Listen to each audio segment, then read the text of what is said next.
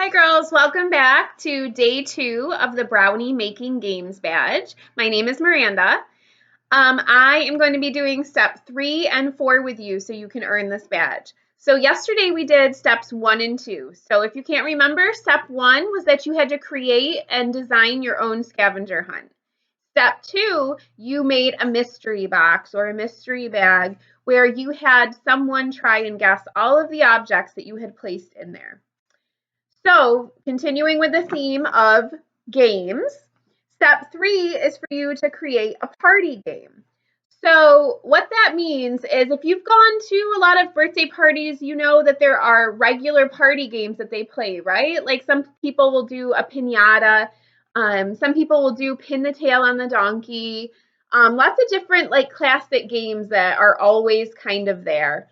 So what we're going to do is you're going to make a spin on that. You're going to kind of like spin that game a little bit and make it your own. So you are going to recreate the pin the tail on the donkey game, but you're going to use a different animal and a different body part. So perhaps you would use a brownie elf and her hat. Maybe you would find a brownie elf on the website and you'd print it out and color it. And then maybe you would cut out her hat and then get a thumbtack or a pin or a piece of tape and a blindfold, and you would practice pinning not pinning the tail, but pinning the hat on the brownie. Or you could do pin the nose on the teddy bear. You could really get creative with this. So maybe you would do pin the bunny ear on the bunny. So all you would have to do is have some paper and some markers. So I grabbed a stack of paper and I grabbed some markers. And I decided now I am not a very good artist. I will tell you that now. But I made a teddy bear. Okay, so this is the teddy bear that I made. So if I was having a party and I wanted to create my own pin the tail on the donkey, but change it, I would do pin the blank on the teddy bear. So you see that I've colored everything except his nose. So what I did was I made a little tiny pink nose and I got a little thumbtack. So if I was going to play this game, I would put this up on a wall or somewhere, and I would blindfold myself, and I would try and get the nose right where the nose is supposed to go. If you want to make it really creative, I decided to take it even further. I made a little tie. I made a little green tie. So maybe I would blindfold myself or my mom or my dad, and I would put up my little teddy bear and I would put it up on the wall and then try and get somebody to pin the tie on the teddy bear. So that is how you would complete step 3 by creating a party game. So make any kind of animal or brownie character or whatever you want, and you would cut out the part or design the part that you want pinned on it, and that's how you would play that game. For step 4, this is all about changing the rules. So we know that every game has rules, right? Like you're not supposed to go above the line. When you play freeze tag, you're supposed to freeze.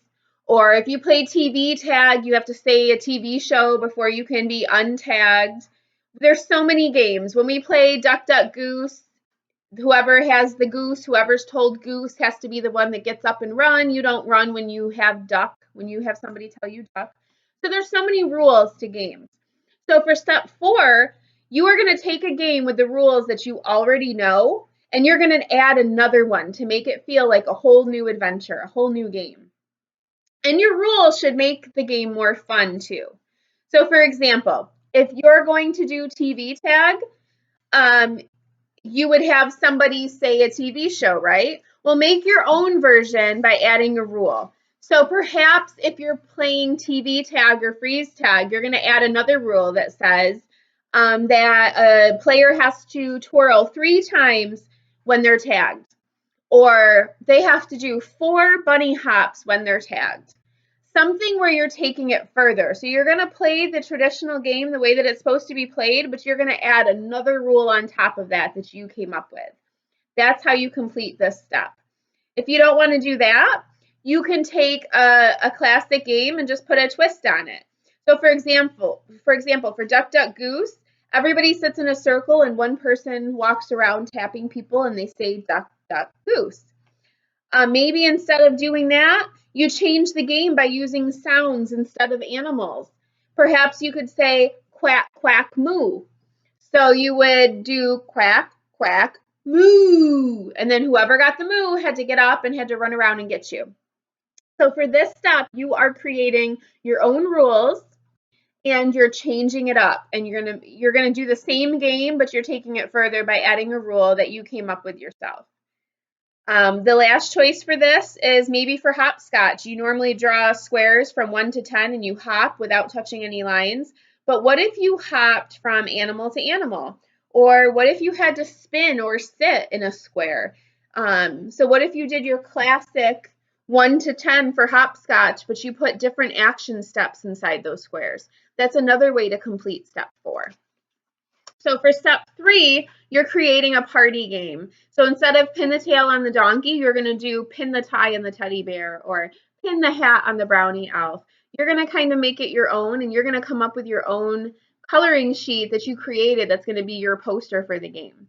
For step 4, you're changing the rules. So perhaps you're playing tag, but you're adding another rule that as soon as someone's tagged, they have to jump 4 times in a row, or they have to do 3 ballerina spins. You're going to come up with that rule because you're in charge of changing the rule for that game. And then your final step that you're going to do on your own time is inventing a whole new sport. So what do I mean by that? It means you are going to create your own sport. So this could be a game that you're going to think of that you design that uses a baseball diamond. So instead of playing regular baseball, you're going to think about the baseball diamond with the home, first, second, third. But you're going to start by maybe using a volleyball. So maybe you come up with a game that where you use the baseball diamond, but you play with a volleyball and you don't play with a softball. Perhaps you're going to use a basketball court as the basis for your game, but you're going to use a different line. Maybe you're going to bring masking tape and make a different line and have different point system. Maybe you're going to throw tennis balls at different points on the backboard. You're going to create your own sport. Maybe you're going to use the soccer field, but you're using 5 soccer balls instead of 1 soccer ball. So for this step, you're going to design your own sport. So it's not really a game, it's a sport that you come up with. So you can think about this at home. You can maybe sketch it out or put it in a notebook and then, be able to, when this time is over, when we're stuck home, you can have that idea in mind. And then as soon as you're able to, you can go and make that own sport, develop it and start testing it out. But this step is all about you creating your own sport, your own rules, your own sport, putting everything that you've learned with being creative all together to make up your own. And then it's up to you to make sure that you explain the instructions to the people that are going to play with you and that you figure out, what if people ask you questions? What does it mean if you score 2 points here? Or, how many points is kicking the ball this far? You have to be prepared for those questions that people might ask you. So it really is kind of like being your own coach for that 5th step because it's all up to you to create it from the beginning to the end. So for the Brownie Making Games badge, we had the Make Your Own Scavenger Hunt. Then we had the Mystery Box for the Mystery Game step. For step 3, we had Creating a Party Game. For step 4, we had Changing the Rules on a game. And for step 5, you're developing a whole new sport that you're creating. And that is how you complete the Brownie Making Games badge. So I look forward to seeing your pictures or your videos to see what you guys come up with, what kind of games or scavenger hunts you come up with. I'd love to see them, so feel free to tag me in them so I can look at them. Thank you and have a great Tuesday, girls. Bye.